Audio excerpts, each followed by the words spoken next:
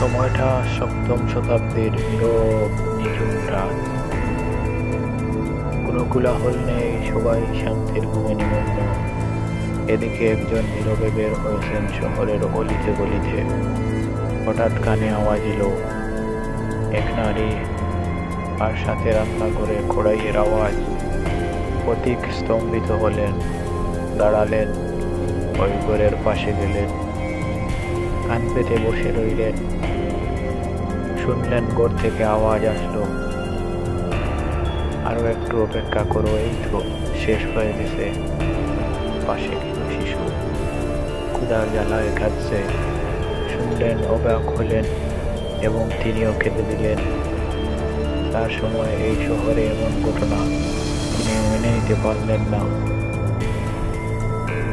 আসলে তিনি আর কেউ নন, তিনি হযরত উমর রাদিয়াল্লাহু তাআলা আনহু, অর্ধেক পৃথিবীর শাসক, যার ভয়ে কাঁপত আরব বিশ্ব, মদিনা ও পৃথিবীর বড় বড় শাসকেরা। আর তার শহরে শিশুরা কাঁদছে, অনাহারে আছে, এটা তিনি মেনে নিতে পারলেন না।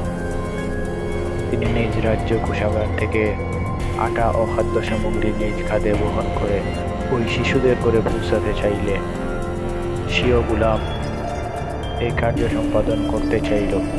তিনি বললেন, যদি তুমি বিচার দিনে আমার সব পাপের দায়ভার নাও, তাহলে আজও এই আটাগুলো তোমার কাঁধে নাও।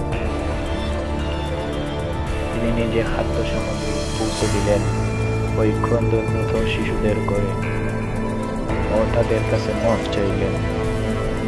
তিনি একমাত্র শাসক ছিলেন ইতিহাসের পাতায়, যার সময়ে বাঘে মহিষে একসঙ্গে এক কাঠে জল খেত।